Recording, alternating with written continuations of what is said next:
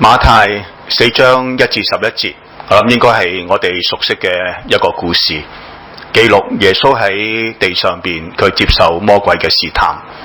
11節經文第一節係成個故事嘅背景，交代咗時間、地點、人物，連主題都講埋啦。時間係當時。我哋睇翻上文，知道耶穌剛剛接受咗洗禮，跟住佢就嚟到呢一幕。地點呢，好明顯喺曠野。人物係耶穌同埋魔鬼，就個主題就係主耶穌要接受魔鬼嘅試探。如果第一節係背景呢，咁第11節係成個故事嘅結束，試探已經完畢。11節話，於是魔鬼離了耶穌，有天使來侍候他，就一頭一尾。就當我哋將第一節同埋第11節睇埋呢，咁我哋就見到成個故事裏邊出現嘅角色，除咗耶穌、魔鬼，第一節有聖靈，第11節有天使。所以你即刻會見到呢，成個故事裏邊所有嗰啲人物都唔係我哋呢個級數嘅。你可以話成個故事真係高手過招。減咗第一節同埋第11節之後，中間有9節。呢9節經文可以分做3個小段，就每3節就一個小段，因為每3節就記錄耶穌面對一個試探。所以第2、第3、第4節係一個段落，記錄第一個試探。第5、第6、第7，第二個小段，第二個試探。最後第8、第9、第10，第3個小段，第3個試探。3個小段裏邊呢，你會見到有一個格式嘅，就每一個小段裏邊嘅第一節就交代一個嘅處境。就所以第2節呢，個處境就係佢禁食40晝夜，後來佢肚餓啦。就第5節第二個小段嘅第一句，魔鬼帶佢進咗聖城，叫佢企咗喺個殿頂上。最後第8節第3個小段嘅第1節，魔鬼帶咗耶穌上咗一座最高嘅山，將世上嘅萬國同萬國嘅榮華都指俾佢睇。3個小段嘅第2句呢，都係魔鬼嘅說話。所以第3節魔鬼就話，你如果係神嘅仔，你可以吩咐這些石頭變成食物。第6節第2段嘅第2句，魔鬼話，你如果係神嘅仔，可以跳落去，因為經上記着說乜乜乜。最後第9節第3個小段嘅第2句，魔鬼就話，你如果俯伏拜我呢，我就將這一切都賜給你。我諗弟兄姊妹應該發覺，每一個小段嘅第3節都係耶穌嘅說話啦。就所以第4節耶穌就回答，人活着不是單靠食物，乃是靠神口裏所出的一切話。就第7節耶穌回應，經上有記着說，不可試探主你嘅神。最後第10節耶穌話，撒旦退去吧，因為經上記着說，當拜主你嘅神，單要侍奉他。將11節經文佢嘅結構就大概分析咗。福音書裏邊呢，對耶穌接受魔鬼嘅試探，就4個福音書嘅處理都有啲唔同。就約翰福音從來冇講過呢件事，馬可有記錄呢件事，不過只係記錄耶穌受試探，不過冇記到個內容。馬太同馬可呢都有記錄試探，而且記錄埋個內容，不過比較一下佢哋彼此嘅次序又唔一樣嘅。就不過今日我哋試下唔睇嗰啲唔同嘅地方。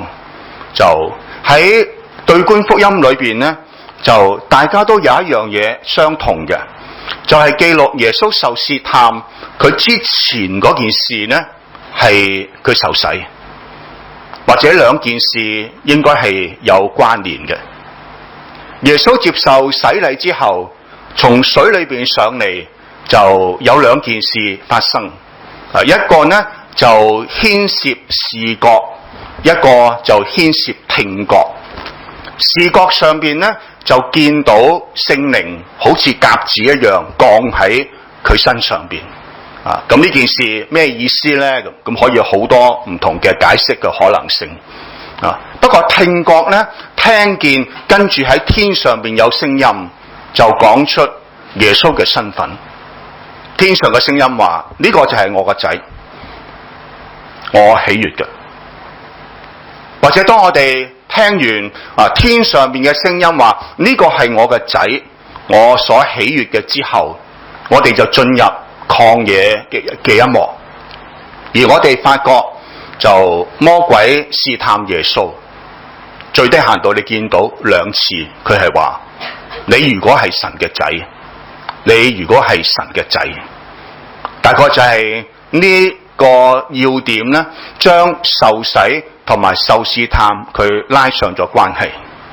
所以啱啱話俾你聽，呢個係神嘅仔，跟住魔鬼就話：你如果係神嘅仔，你如果係神嘅仔。所以大概以後呢，再讀呢個故事嘅時候，記得耶穌係用上帝嘅仔呢個身份去接受魔鬼嘅試探。我哋試下呢，就先睇下就呢個嘅神嘅兒子嘅身份接受試探嘅呢一個嘅事實。耶穌係上帝嘅仔，就我哋明白耶穌係神嘅仔，同我哋話我哋係上帝嘅兒女呢，係有啲唔同嘅。佢係上帝獨一無二嘅仔，係上帝藉着佢創天造地嘅嗰一位，所以個身份好尊貴，好崇高。佢係三一神嘅第二位。不過雖然上帝嘅兒子一個咁崇高嘅身份，但係當佢原來佢嚟到呢個世界上邊嘅時間，佢唔係太子黨，佢唔係高幹子弟，佢亦都唔係嗰啲特權嘅階級。佢嚟到呢個世界上邊嘅時候，原來佢都受試探，同我哋係一樣。喺呢個故事嘅裏邊，魔鬼係3次慫恿佢，叫佢做一啲嘢。如果你係神嘅仔，你做呢啲嘢，你做呢樣嘢，你做呢樣嘢。不過3次主耶穌都話不，佢拒絕咗魔鬼嘅慫恿。我諗呢個記錄呢，應該係主耶穌喺福音書裏邊佢最初嘅試探。而呢個試探嘅本質，咁我哋容易了解，係一啲引誘嚟嘅，慫恿佢做啦，嗰啲冚唪唥都係一啲誘惑，好吸引嘅。當你食飽之後，再擺啲麵包喺你面前咧，你冇吸引力。不過你餓咗40日之後，總之食得落肚嘅，嗰啲都係好大嘅吸引力。我諗有時候我哋生活就碰到呢啲類似嘅試探，我哋好明嘅，或者有時候有人話我俾1000萬你，放棄你個信仰啦咁你話你傻嘅你，1000萬叫我放棄我嘅信仰，睬你都傻。你唔好以為佢好高檔啊，係因為1000萬太少咋。如果俾10倍1億咧，你就開始諗下噶啦。10億咧，你就諗噶啦，真係。所以試探好真實噶，唔可以太清高，覺得自己係不為所動。或者有時候見到一個異性咁你話我哋目不斜視，正人君子。或者有時候係嘅，只係因為嗰個異性。佢唔係叫你動心嗰個啫嘛。當你碰到一個叫你心動嘅，而且佢又俾機會你嘅異性嘅時候，你先至高檔都未遲。咁我哋喺試探嘅面前，我哋明白，我哋每一個人都好軟弱。咁當日耶穌就面對魔鬼呢個最初嘅試探，係引誘佢。但係聖經裏邊記錄耶穌受試探，如果呢個係最初呢，咁我哋睇電影都知道耶穌有最後嘅試探。嗰個試探或者簡單叫佢做客西馬尼。客西馬尼唔只係一個地方嘅名，客西馬尼其實係講緊一件事，係耶穌面對十字架。十字架嘅試探呢，同而家馬太呢個好唔同。馬太呢度係引誘，十字架嗰個試探就係逼迫。面對十字架嘅刑罰，當時耶穌受緊嘅試探就係父啊，如果可以，叫呢個杯拎走。咁我哋多謝幾年前一套電影《受難曲》拍嘅人就將十字架嗰種嘅苦、嗰種嘅淒涼，就通過電影俾我哋見到。鞭打落去肉身上邊，跟住見到白骨嘅，遍地都係血。我哋係通過電影了解呢個懲罰，不過當日嗰啲猶太人或者佢生平當中，佢見過呢啲咁樣嘅刑罰無數，所以耶穌好明十字架到底係乜嘢一回事。所以你話佢驚定唔驚嘅咧？我聽過有啲人話耶穌驚都未驚過，我從來都唔係咁解。福音書裏邊嘅記錄話，當時佢憂傷難過，係幾乎要死。路加嘅記錄係佢啲汗好似血點一樣滴喺地上邊，佢驚，所以個禱告都係如果可以將佢拎走。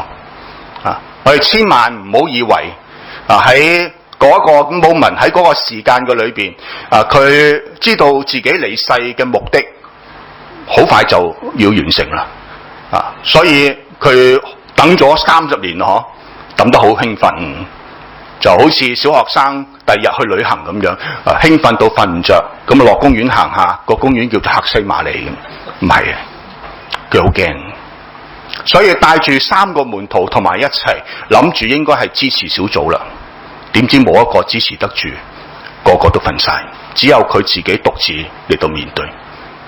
不過雖然係咁樣，佢受到最大嘅一個考驗，要佢放棄上帝對上帝嘅忠誠。但係佢最令我哋記得嘅，佢唔單止有我哋面對咁樣壓力嘅一種嘅表現，佢有怕。不過喺怕當中，佢仍然選擇按上帝嘅旨意而行。所以個禱告最令到我哋留低深刻印象嘅，唔係上邊嗰橛，係下邊嗰橛。佢話唔好照我嘅意思，照你嘅意思。咁我哋人生裏邊咧，碰到嘅試探咧，不離開呢2個大嘅類別。一個類別就係引誘，另外一個類別就係挑戰。而基督喺生平嘅裏邊，我諗佢碰到2個類型嘅試探，都係去到好盡嘅。頭先我舉嘅例子，叫你放棄信仰就10億8億啫，咁我哋已經動晒心咯。耶穌面對嘅係世界萬國同萬國嘅榮華俾晒你，好難想象係咩一種嘅財富嗬。我哋話如果我哋喺信仰裏邊面對一啲挑戰同埋衝擊，咁可能都係冇一份工或者係屋企人鬧，可能就咁大把。耶穌面對嘅竟然係十字架咁樣嘅懲罰。雖然佢係上帝嘅仔，不過原來喺人生嘅裏邊，佢冇特權，甚至佢接受嘅試探比我哋所受嘅係更加嚴峻嘅考驗。我諗返教會多年呢，我唔知道你有冇聽過一啲弟兄姊妹企出嚟公開嘅嚟到質問上帝，點解？點解我侍奉咁多年，點解我一路喺教會裏邊有服侍，我愛主，但點解上帝會將呢件咁不幸嘅事發生喺我嘅身上邊？發生喺我家庭當中。有冇聽過呢啲咁嘅講話？我聽得多啊！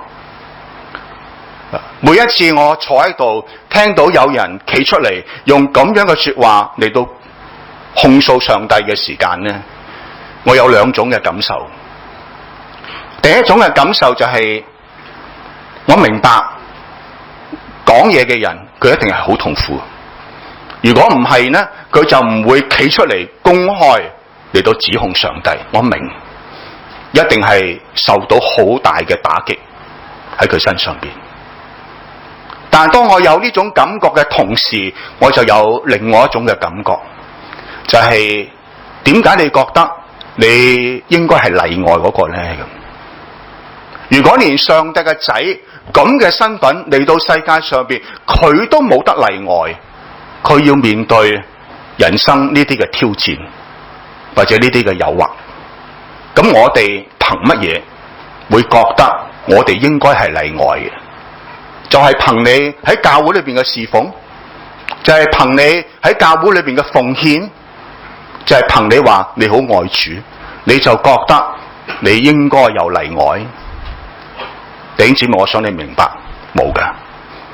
當日上帝嘅仔耶穌，當佢嚟到呢個世界，佢都冇例外，佢都面對最嚴峻嘅考驗同埋最嚴峻嘅引誘。我諗今日，所以當我哋落喺嗰啲處境當中嘅時候，不必要以為稀奇。人生本來就係咁樣嘅。而家個問題唔係我哋會唔會經歷呢啲事，而係當我哋經歷呢啲事嘅時候，我哋點樣嚟到去回應？我哋可唔可以仍然站立得住？呢個先至係嗰個要點。讀呢個故事呢，第二點我想弟兄姊妹留心嘅就係，到底試探係乜嘢嘅一回事？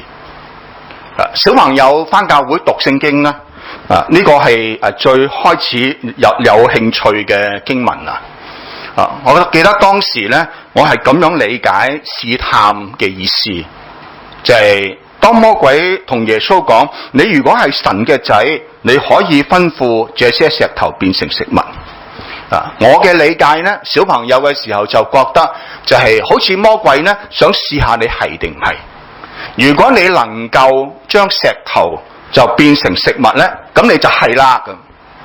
或者當魔鬼慫恿耶穌，你跳落去啦咁。如果耶穌跳落去冇事呢，咁你就係啦咁。我一路都係咁樣去了解受試探。不過後來讀神學呢，就知道唔係呢回事，呢個理解係錯㗎。因為呢，就魔鬼知唔知道佢係神嘅仔呢？一早就知噶啦。你唔好以為呢，佢鬼咁蠢，唔係，佢鬼咁醒，好叻。或者你記得迦百農趕鬼，就嗰啲鬼嘅反應，佢哋話我知道你係邊個噶，佢哋知噶。人就或者唔知，不過鬼佢哋好早就認出主耶穌嘅身份。所以個試探呢，就唔係你做啊，你做到我就知你係啦。佢唔係，呢個唔係個試探嘅本質。而我哋呢，就呢一個嘅解釋，魔鬼一早就知呢，亦都有希臘文嘅印證。我諗中文呢，或者英文都係啦。如果我哋講一個假設嘅句子，如果乜乜乜乜，咁呢一句呢，就如果後邊嘅呢一句說話就有兩個可能性嘅，一個可能就係真嘅，一個可能呢就係假嘅。我舉一個例子嗬，如果10分鐘之前香港發生大地震，咁大家聽知假㗎，純粹係假設嘅講法，因為10分鐘之前香港冇發生過大地震，明啊？呢個係如果假㗎，唔係真嘅。或者我哋又直舉多個例子，如果阿媽係男人，咁你知假㗎，阿媽係女人，嗰個只係為咗我嘅講話或者係討論，所以我提嘅一個假設嘅狀況，而呢個假設係假㗎，明啊？但有時候呢個如果後邊嗰句係真嘅噃，例如果你而家坐喺度聽緊我講嘢，呢句應該係真噶啦，係咪？當然我知道有啲人係假噶啦，不過正確嚟講應該係真嘅。如果你而家坐喺度聽緊我講嘢，得唔得？喺中文嘅表達裏邊呢，第一種情況同第二種情況呢，其實係寫嘅時候係冇分別嘅，係完全一樣嘅。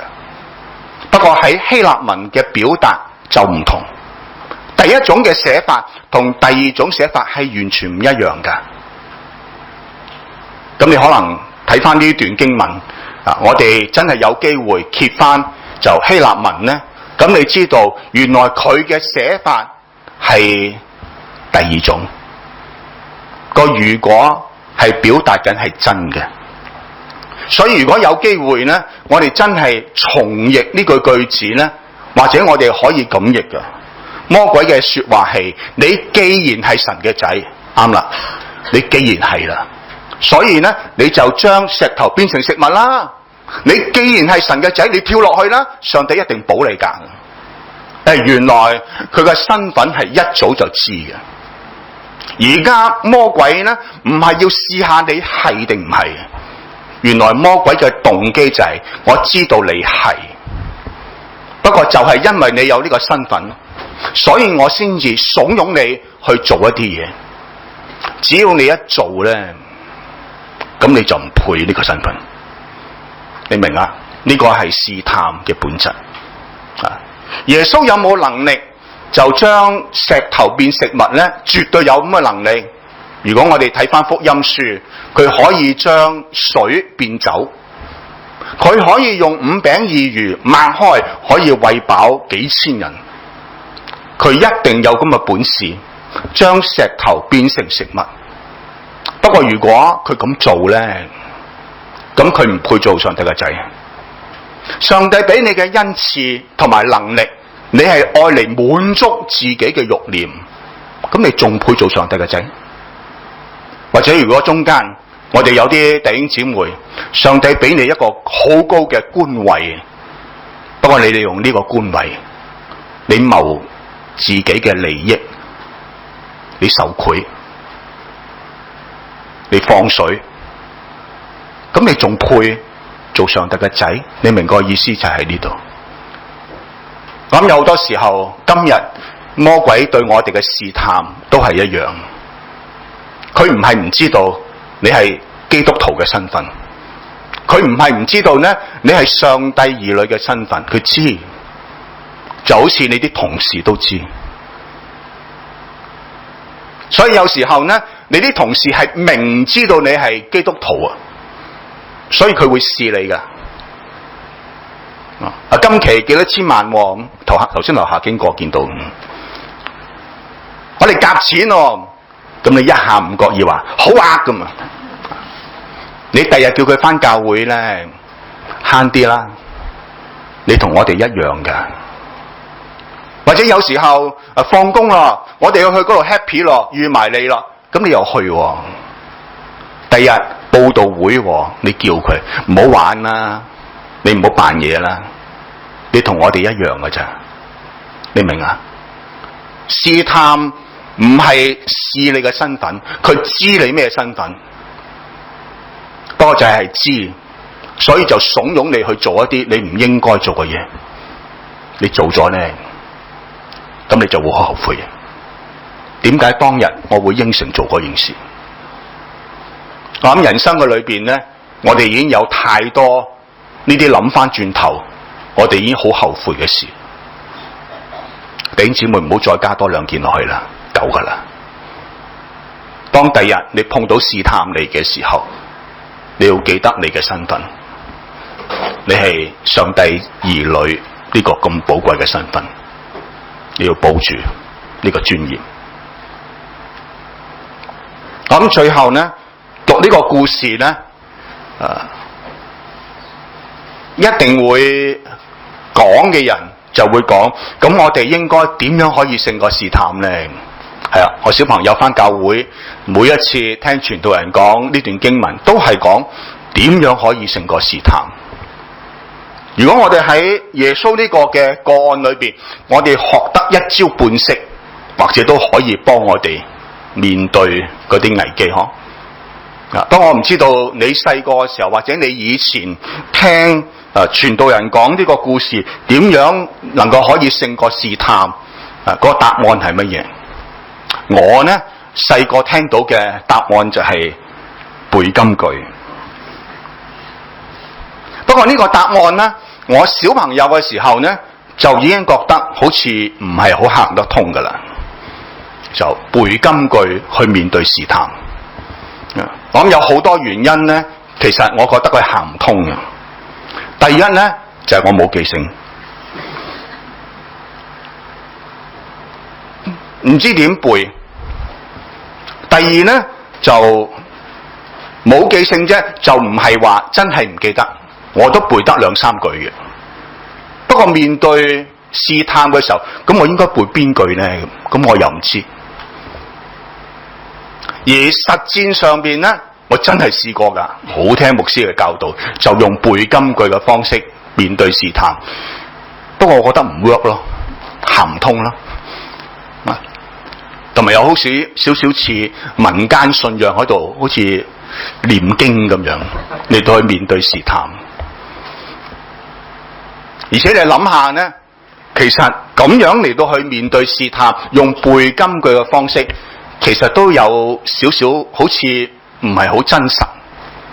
就禽流感呢，咁我哋知食咩嘅？特敏福。但係呢個試探用邊節呢？好難定嘅喎。你話你呢個情況咁牧師講背呢節啦咁樣咁一日背3次，每4個鐘頭背1次。或者係你嘅呢個情況都係要背呢節噶啦，不過你嘅情況冇咁嚴重，背半節得啦咁。係唔係咁樣去面對試探呢？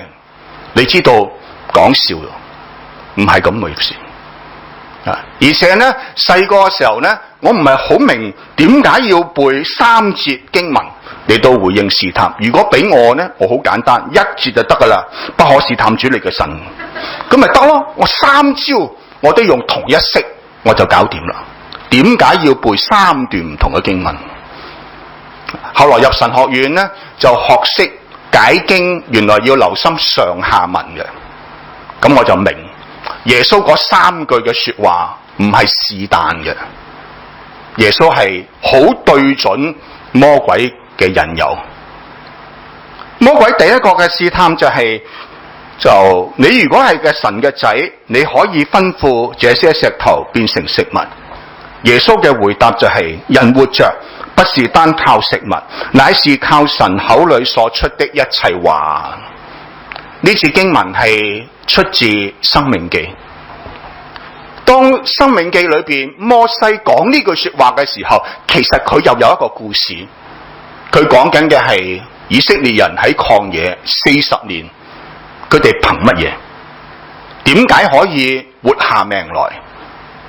出埃及嘅人數，傳統嘅估計話200萬，200萬人喺曠野一個物質資源缺乏嘅地方，你憑乜嘢竟然可以活40年？仲要呢，就另外一處經文就話佢哋嘅衣服冇爛嘅，鞋冇爛嘅，腳冇腫，40年憑乜嘢？點解佢哋可以活咗40年？好艱難嘅事啊！你試下諗下，如果香港政府要養200萬人，養佢40年，你諗下要動用幾多公帑，佢先至可以達標完成呢一件事？包對鞋啊，最低限度係咩？唔爛嘅，包着，好難想象。不過以色列人就好真實，喺曠野活咗40年，咁憑乜嘢？我諗摩西嘅說話呢，其實就指出佢話人活着不是單靠食物，乃是靠神口裏所出的一切話。我諗就講出佢哋係點樣能夠過到嗰40年？佢話靠神口裏邊所出嘅一切話。咁我哋明白當日摩西嘅意思，或者今日耶穌引呢句說話嘅時候，佢嘅意思並唔係話就讀聖經就得噶啦，唔需要飯堂噶，淨係需要教堂嘅啫。早餐咧就讀創世記咁，午餐就讀出埃及記，晚餐就讀利未記，咁就第二日就民數記，咁就得噶啦。靠神嘅話啊嘛，你知道一定唔係咁嘅意思。咁摩西嘅說話其實係話俾我哋知，人活着唔係單單靠食物，係咪話唔使食？唔係，但係邊度有得食？靠上帝嘅話，因為上帝佢有應許，上帝應承咗佢哋嘅嘢，佢哋每日都有嗎哪，40年裏邊係不絕。甚至我哋見到呢，有一兩次以色列人犯下滔天嘅大惡，上帝喺震怒當中幾乎要殺晒佢哋嘅時候，嗎哪嘅供應仍然不絕。上帝冇用食物嚟到恐嚇佢哋，你班人咁嘅態度，嚟緊嗰2個禮拜冇嘢食，話個個都好乖，仲敢上街你哋咁，你明我嗬？上帝從來冇呃佢哋或者壓佢哋，上帝應承咗，所以佢哋就喺曠野，就係憑乜嘢過咗呢40年？上帝嘅應許，上帝嘅說話。咁呢個係耶穌答魔鬼，慫恿佢用石頭變食物。耶穌嘅意思就唔使嘅，我靠嘅係上帝嘅應許。咁我哋都明白係，因為我哋見到呢第11節，如果你有機會呢去圖書館是但攞本馬太嘅注釋，或者你就會知道。天使來侍候他，侍候呢個字呢，就係有提供食物嘅意思。咁耶穌信得過上帝，上帝會保護佢嘅，上帝會俾佢食物。佢唔需要用自己嘅手段嚟到解決嗰一陣嘅飢餓，上帝一定有供應。咁有時候經濟唔好呢，有啲基督徒可能啲手段都揦渣啲噶啦，做多個生意啊嘛，寫多2張單啊嘛。不過如果你信得過上帝咧，我唔使噶，我唔使做啲揦渣嘢嘅，上帝會有供應噶。咁又唔同，原來勝過試探嘅關鍵唔係背金句，係信上帝嘅應許，信上帝嘅說話。呢個係耶穌勝過第一個試探，就係因為佢信神會供應。咁你事後望翻睇翻都明啦，應該係咁啦。有乜理由啱啱受洗嘅時候就話呢個係我嘅愛子，我喜悅佢，跟住就帶佢去曠野監生餓死佢咁？我都冇咁嘅老豆噶係嘛？上帝唔會噶。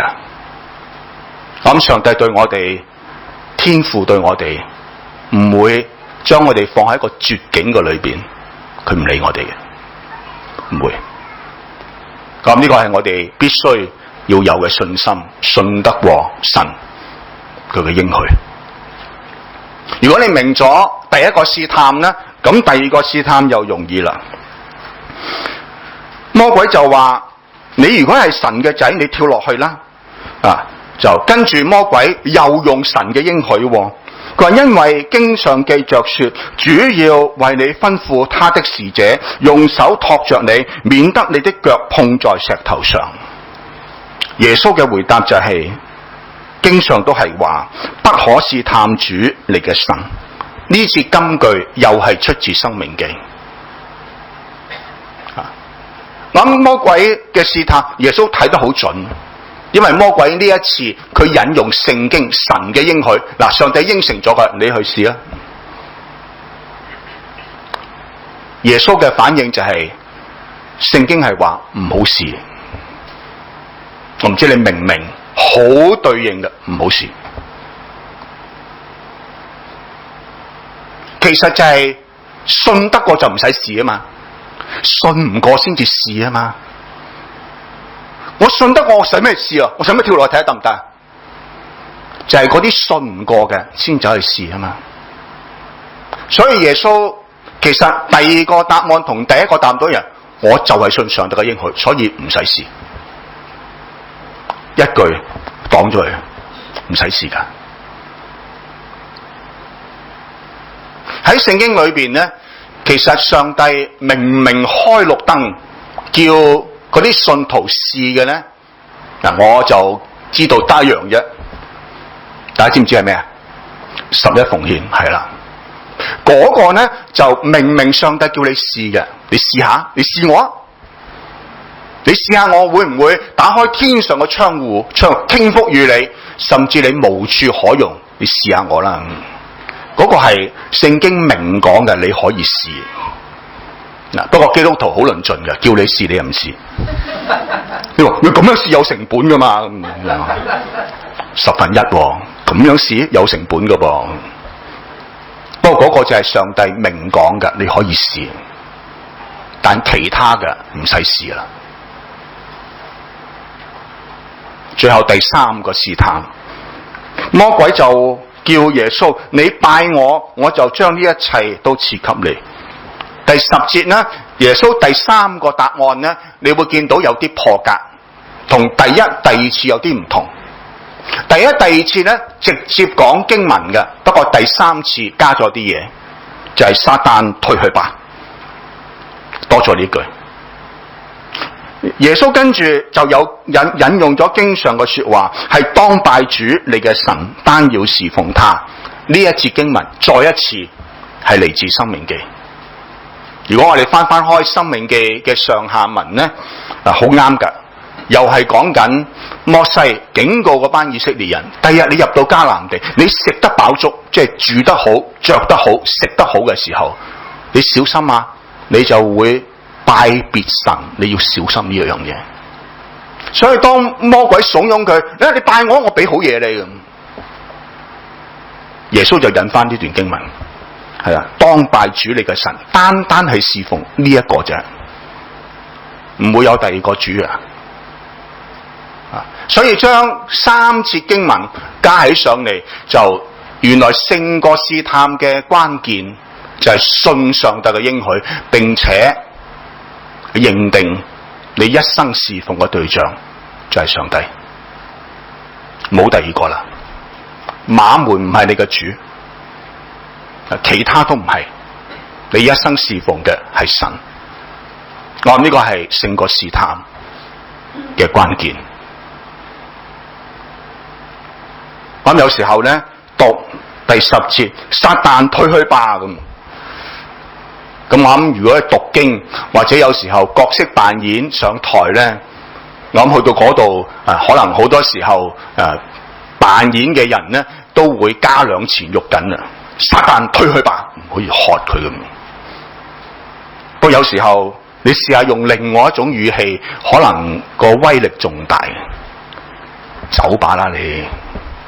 慳啲啦，唔會敗你嘅。我諗都好大威力嗬，係啊。如果有時候你喺公司都有啲高層，有啲高層都好壞嘅，你唔埋堆咧，你冇有指過噶。你唔識做咧，你好難升你嘅。不過如果你真係碰到一啲咁嘅高層，好似魔鬼咁嘅高層咧，你拜我我就升你，你埋堆咧我俾好處你，咁你學耶穌啦，撒旦退去吧，或者節省少少啦，唔會拜你嘅。嗱，不過喺個心裏邊講好啦，除非你諗住即係走啦。不過我哋真係要咁認定嘅，信得過上帝嘅應許，上帝一定會保我哋。我哋知道自己一生侍奉係邊個，認定佢就係我哋侍奉嘅對象。我諗當日主耶穌嚟到呢個世界，同我哋都係一樣，冇例外。不過佢勝過，憑嘅就係對上帝嘅應許嘅信任，憑嘅就係一生佢認定去侍奉神，冇改變。或者去到十字架嘅試探嘅時候，佢冇臨陣痛退縮，佢冇一走了之，佢冇逃之夭夭，就係因為最開始嘅時候，佢已經攞得好緊，佢一生服侍嘅係上帝。我希望主喺呢個時間都幫助我哋每一個人，我哋生命當中，當我哋碰到類似嘅挑戰嘅時候，我哋都能夠信上帝嘅應許，認定我哋一生侍奉嘅係邊個。